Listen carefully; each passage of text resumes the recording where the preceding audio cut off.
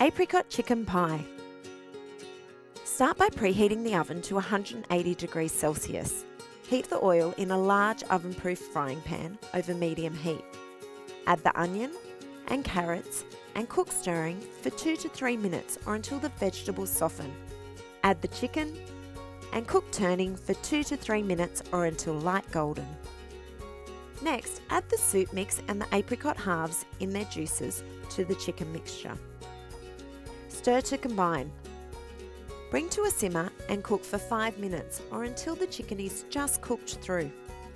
Add the oil to the melted butter in a small bowl and stir to combine.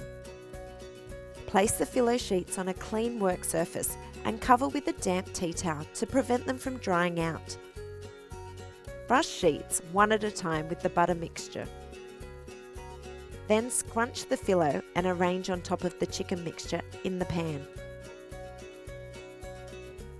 Pop the pie in the oven and bake for 15 minutes or until the filo is golden and crisp.